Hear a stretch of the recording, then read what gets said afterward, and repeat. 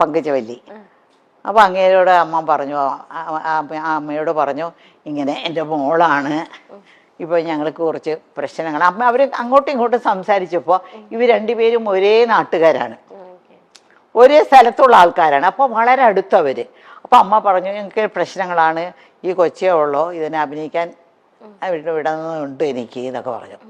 അപ്പോൾ വീട്ടിലൊക്കെ ഞാൻ ചുമ്മാ ഒക്കെ ഇങ്ങനെ പാട്ടൊക്കെ പാടി ഡാൻസൊക്കെ ചുമ്മാ അതൊക്കെ ചെയ്യും, ഈ റേഡിയോയിലുള്ളത് കൊണ്ടല്ല. അപ്പോൾ അമ്മയുടെ വിചാരം എനിക്ക് ഭയങ്കര ഇഷ്ടമെന്നാ. അപ്പോൾ അങ്ങനെ അവർ പറഞ്ഞു, അങ്ങനെയാണോ, അങ്ങനെയാണെങ്കിൽ ഞങ്ങൾ പോയിട്ട് ഞങ്ങൾ ഇങ്ങനെ അത് അവിടത്തേക്ക് വരാനായിട്ട്, ചെന്നൈയിലോട്ട് വരാനായിട്ട് പറയാമെന്ന് പറഞ്ഞിട്ട് അയച്ചിരുന്നു. അപ്പോൾ അവർ നാടകമെല്ലാം കഴിഞ്ഞിട്ട് പോയി. അവിടെ പോയിട്ട് ഒരാഴ്ചക്കകം ഞങ്ങൾക്ക് അവിടെ നിന്ന് ടിക്കറ്റും വരാനുള്ള ഡേറ്റും ഇന്ന സ്ഥലത്ത് വരണം എന്നൊക്കെ പറഞ്ഞ് അവർ വിളിച്ച് പറഞ്ഞ് ടിക്കറ്റൊക്കെ അയച്ചിരുന്നു. അങ്ങനെയാണ് ഞങ്ങൾ മെഡ്രാസിൽ, ഞാനും എൻ്റെ അമ്മയും മാത്രമായിട്ട് മെഡ്രാസിൽ വരുന്നത്. അപ്പോൾ ഞങ്ങളുടെ വീട്ടിൽ കുറേ പിള്ളേരുണ്ടല്ലോ, അമ്മ എൻ്റെ കൂടെ നിൽക്കാനൊക്കില്ല. അപ്പോൾ എന്നെ വന്ന് SS രാജേന്ദ്രൻ്റെ പങ്കജവല്ലി ചേച്ചിയുടെ അടുത്ത്, ആ അമ്മയുടെ അടുത്ത് എന്നെ വിട്ടിട്ട് കുറേ പിള്ളേരുടെ കൂടെ ഞാനൊരു കൊച്ചായിട്ട് അവിടെ നിന്നു. അപ്പോൾ അവർ ഒരു ഡ്രാമ അവരൊരു ഡ്രാമ. അപ്പോൾ അപ്പോഴേക്കും ഈ വിജയകുമാരി എന്ന് പറഞ്ഞ ഒരു പ്രഗ്നൻ്റ് ആയിരുന്നു. അപ്പോൾ അവർക്ക് അവരുടെ റോൾ അഭിനയിക്കാനായിട്ട്, ഹീറോയിൻ തന്നെയാണ്, അവരുടെ റോൾ അഭിനയിക്കാനായിട്ട് എന്നെ എല്ലാം കെച്ച് കെട്ടി 13 വയസ്സ് എത്ര വലുതുണ്ടാവും, വെച്ച് കെട്ടിയൊക്കെ ശരിയാക്കി. പക്ഷെ പൊക്കം ഉണ്ടായിരുന്നു, കാരണം ഞാൻ രക്ഷപ്പെട്ടു, ഇത്രയും തന്നെ പൊക്കം. അപ്പോൾ അങ്ങനെ നാടകത്തിൽ അഭിനയിച്ചു. റിഹേഴ്സലൊക്കെ കഴിഞ്ഞ് അവർ വീട്ടിൽ തന്നെ റിഹേഴ്സൽ കഴിഞ്ഞ് അവർ ഒരു നാടകം, ഫസ്റ്റ് ഡ്രാമ. ഈ ഡ്രാമ കാണാനായിട്ട് MGRും അന്നത്തെ വലിയ ഡയറക്ടർ, ഇന്ന് മണിരത്നം എന്നൊക്കെ പറയുന്നില്ല, അന്നത്തെ വലിയ ഡയറക്ടറാണ് രാമണ്ണ എന്ന് പറയുന്ന ഒരാൾ, അങ്ങേരും കൂടിയെല്ലാം അവരാണ് പ്രസിദ്ധ ചെയ്ത് നാടകത്തിന് വന്നിട്ട് ഇങ്ങനെ ഇരുന്ന് നാടകം കണ്ടപ്പോൾ MGRും അവരും പറഞ്ഞു, കോഴിപ്പെണ്ണി കൊള്ളാമല്ലോ, നമ്മുടെ പടത്തിൽ ഒരു ക്യാരക്ടർ ഉണ്ടല്ലോ, അതിന് ഇങ്ങനെ കൂടെ അഭിനയിക്കാനായിട്ട് പൊക്കമുള്ളത് കാരണം നമുക്ക് ശരിയാക്കാമെന്ന് പറഞ്ഞു.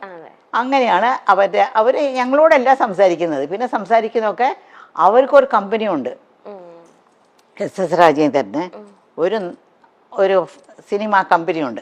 ആ കമ്പനി ആ മാനേജറോടാണ് സംസാരിക്കുന്നത്. അപ്പോൾ അവിടെ സംസാരിച്ചപ്പോൾ എനിക്ക് 3 വർഷത്തിൻ്റെ കോൺട്രാക്റ്റ് കിട്ടും. 3 വർഷം പുറത്തുള്ള പടങ്ങളിലൊന്നും അഭിനയിക്കാൻ പാടില്ല, അവർ പറയുന്ന പടങ്ങളിലേ അഭിനയിക്കാൻ പാടുള്ളൂ. അങ്ങനെ അഭിനയിച്ചാലും പകുതി പണം അവർക്ക് കൊടുക്കണം പുറത്തുനിന്ന്. അപ്പൊ അവര് മുഖാന്തരം പോയത് കാരണം എനിക്ക് ഫസ്റ്റ് മൂവി തന്നെ 6000 റുപ്പീസ് ആ കാലത്ത് കിട്ടി. 6000 റുപ്പീസ് എന്നൊക്കെ പറഞ്ഞാൽ ഇന്നത്തെ വലിയൊരു തുകയാണ്. ഞാൻ തനിച്ചാ പോയെങ്കിൽ 600 രൂപ പോലും കിട്ടില്ലായിരുന്നു.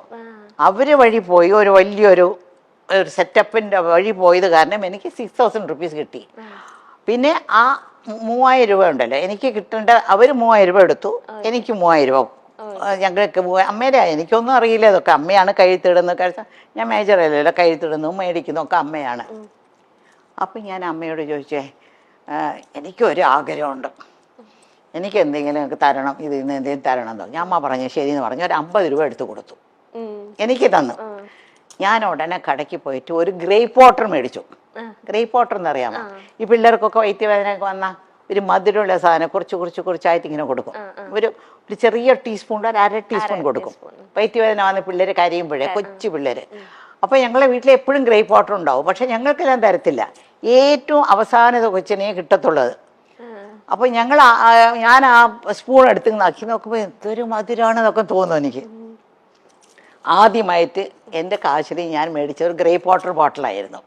എന്നിട്ട് ഇത്രയും വലിയൊരു ബോട്ടിൽ 50 രൂപയ്ക്ക് കിട്ടി. അത് എടുത്ത് ഇങ്ങ് കുടിച്ചു. ആരും പിള്ളേരൊക്കെ കണ്ടാൽ കിട്ടില്ലല്ലോ, ഒരു വാതിലിൻ്റെ പുറകെ പോയി നിന്ന് കുടിക്കുന്നത്. പകുതി കഴിച്ചപ്പോൾ അതിലൊരു ലഹരിയുണ്ട് ആ ഗ്രേപ്പ് വാട്ടറിൽ. പകുതി കഴിച്ചപ്പോൾ തന്നെ എനിക്ക് ഒരു മാരിയായി, മത്ത് പിടിച്ച് തലയൊക്കെ ഒരു മാരിയായി. ഞാൻ പറഞ്ഞു അയ്യോ മതി എന്ന് വിചാരിച്ചിട്ട് പുറത്ത് വന്നിട്ട് ബാക്കിയുള്ളതെല്ലാം അവർക്കെല്ലാം കൊടുത്തു. അതാണ് എൻ്റെ ആദ്യത്തെ ശമ്പളത്തിൽ ഞാൻ ആദ്യം മേടിച്ച ഒരു സാധനം. എനിക്കൊന്നും ഇത് അമ്മ എവിടെയും പറയുന്നത് ഞാൻ കേട്ടിട്ടേ. ഇപ്പം അമ്മ പറഞ്ഞു ചെന്നൈയിലേക്ക് അമ്മേനെ ആ ഒരു ചേച്ചിയുടെ അടുത്ത് ആക്കിയിട്ട് അമ്മ പോയി. അപ്പം 13 വയസ്സേ ഉള്ളൂ. അപ്പം അമ്മയ്ക്ക് ഇങ്ങനെ ഒറ്റപ്പെടല് ഇങ്ങനെ അനുഭവിച്ചോ? ഒരു പുതിയ സ്ഥലം ഒറ്റപ്പെടല് അനുഭവിച്ചില്ല. കാരണം ഞാൻ പോയി താമസിക്കുന്നത് പങ്കുചക്കാരെ വീട്ടില്. അവിടെ അവർക്കും കുറേ പിള്ളേരുണ്ട്. ഇന്ന് വരയ്ക്കും അവരൊക്കെ എൻ്റെ ഭയങ്കര ക്ലോസ് ആണ് അവരെല്ലാം. അവർ 4 ആൺമക്കളും ഒരു പെണ്ണും. പിന്നെ അവരുടെ ഫാമിലിയിൽ ഒരു ചാക്ക് അരി എന്ന് പറഞ്ഞാൽ അന്നൊക്കെ 100 കിലോ ആണ്. ആ ഒരു ചാക്ക് അരിയാണ് അവർ വീട്ടിൽ ദിവസം ഉണ്ടാക്കുന്നത്. അത്രയും പേര് അവരുടെ വീട്ടിലൊന്ന് ഊണ് കഴിക്കും. ആര് വന്നാലും പോയാലും അവർ വീട്ടിലും ഉണ്ടാവും. MGR പറഞ്ഞ് കേട്ടിട്ടില്ലേ, MGR വീട്ടിൽ ആര് പോയാലും ഊണ് കഴിച്ചിട്ടേ വിടുള്ളൂ. അതുപോലെ SS രാജേന്ദ്രന്റെ വീട്ടിൽ ആര് പോയാലും അവർ ഊണ് കഴിച്ചിട്ടേ പോകാവൂ. ഒരു ചാക്കരി. അപ്പൊ എത്ര പേരുണ്ടാവണം. അത് കാരണം ഒറ്റപ്പെടലേ ഇല്ല എനിക്ക്. കളിച്ചും ചിരിച്ചും ചിരിച്ചൊക്കെ അങ്ങനെ നടക്കും. അതിനിടയ്ക്കാണ് ഈ പാസം പടത്തിന് പോയി. അങ്ങനെ പോയപ്പോ പിന്നെ അപ്പോഴാണ് പാസത്തിന്റെ ഇത് ആദ്യത്തെ ദിവസം ആ നാടകത്തിലൊന്ന് ആലോചിച്ച് നോക്ക്. ആദ്യത്തെ നാടകത്തിൽ തന്നെ എനിക്ക് MGRന്റെ പടം കിട്ടി. അപ്പൊ MGR ഷൂട്ടിംഗ് ആണ്. വാഹിനി വിജയ എന്ന് പറഞ്ഞ വലിയ സ്റ്റുഡിയോ ഉണ്ട് അവിടെ ആ സ്റ്റുഡിയോയിലാണ് ഷൂട്ടിംഗ് നടക്കുന്നത്. അപ്പോൾ ഷൂട്ടിംഗ് നടക്കുമ്പോൾ ഞാൻ ആദ്യത്തെ ഷൂട്ടിംഗ് തന്നെ ഞാൻ വന്ന് വിളമ്പും, ചോറിങ്ങനെ വിളമ്പും. അതിന് കാര്യം മറന്നുപോയി. അതായത് ആ ആദ്യത്തെ ഷൂട്ടിങ്ങിൽ തന്നെ അത് 2 ഭാഷയിലെടുക്കുന്നത്, തെലുങ്കിലും തമിഴിലും. ഇപ്പൊക്കെ ഒരു പടം ഇപ്പോൾ മണിച്ചിത്രത്താഴ് എടുത്തുകൂടെ നല്ലതുപോലെ ഓടിയ പിന്നെയാണ് അവിടെ മുത്തു എന്ന് പറഞ്ഞെടുത്തത്. അത് വേറെ ദിവസം നല്ല ഓടിയ. അത് അന്നത്തെ അങ്ങനെയല്ല. NTR എന്ന് പറഞ്ഞാൽ അവിടുത്തെ ഏറ്റവും വലിയ തെലുങ്കിലെ ഹീറോ ആണ്. MGR ഇവിടെ തമിഴ്നാട്ടിലെ വലിയ ഹീറോ ആണ്. NTRന്റെ പേരായിട്ട് ശാരദ, നമ്മുടെ ശാരദയല്ലേ, ആ ശാരദയും ഞാൻ MGRന്റെ പേരായിട്ട്. ഇപ്പോൾ ആദ്യം ഒരു ഷോട്ട് ഞാൻ അഭിനയിച്ച് പോയിട്ട് കഴിഞ്ഞ പിന്നെ ഞാനും MGR വന്നിരിക്കും. ആ ലൈറ്റപ്പ് ഇങ്ങനെ 2 പേരും ആ ലൈറ്റപ്പിൽ തന്നെ അവർ 2 പേരും അഭിനയിക്കും. വേറെ ലൈറ്റപ്പോ വേറെ ദിവസമോ വേറെ സെറ്റല്ല, ആ സെയിം സെറ്റ് സെയിം ലൈറ്റപ്പിൽ ഓരോ ഷോട്ട് അങ്ങനെയാണ് എടുത്തോണ്ടിരുന്നത്. എൻ്റെ ആദ്യത്തെ ഷോട്ട് എന്ന് വെച്ചാൽ MGRക്ക് ഞാൻ ചോറിങ്ങനെ വിളമ്പിയോണ്ട് അങ്ങേരെ ഒരു ചോറെടുത്ത് എൻ്റെ വായിൽ ഇങ്ങനെ വെച്ച് കൊടുക്കും. ഫസ്റ്റ് ഷോട്ട് അതാണ്. എൻ്റെ ജീവിതത്തിലെ ആദ്യത്തെ ഷോട്ടാണത്. അപ്പോൾ അത് അടുത്ത സെറ്റില് ഭാസ്കര മാസ്റ്റർ ഭാഗ്യജാതകം ഒരു പടം തുടങ്ങി. അപ്പോൾ സത്യ സാറും ഉണ്ട് അവിടെ. അപ്പോൾ ഭാസ്കര മാസ്റ്റർ സത്യ സാർ അടുത്ത സെറ്റിൽ ഒരു മലയാളി പെണ്ണ് അഭിനയിക്കുന്നുണ്ടെന്ന് പറഞ്ഞു. അത് തമിഴ് വരാതെ ഒരുപാട് പാടുപെടുന്നുണ്ട്. പക്ഷെ അങ്ങനെ പഠിപ്പിച്ചാണ് എടുത്തുകൊണ്ടിരിക്കുന്നത്. ആദ്യത്തെ ദിവസം അവർ 2 പേരും എൻ്റെ ഷൂട്ടിങ് കാണാൻ വന്നിട്ട് അവർക്ക് ഇഷ്ടപ്പെട്ടു എന്നെ. ഇഷ്ടപ്പെട്ടിട്ട് അവിടെ തന്നെ അമ്മയുണ്ടല്ലോ അവിടെ സംസാരിക്കാൻ, അമ്മയോട് സംസാരിച്ചിട്ട് ഇവിടെ ഒരു 5-6 ദിവസം ഷൂട്ടിംഗ് ഉണ്ടായിരുന്നു. ആ ഷൂട്ടിംഗ് കഴിഞ്ഞുകൊണ്ട് നേരെ ഞാൻ ഭാഗ്യജാതകം അഭിനയിക്കാൻ വന്നു. ഇത് ആദ്യം തുടങ്ങിയാലും റിലീസായത് ആദ്യം ഭാഗ്യജാതകമായിരുന്നു.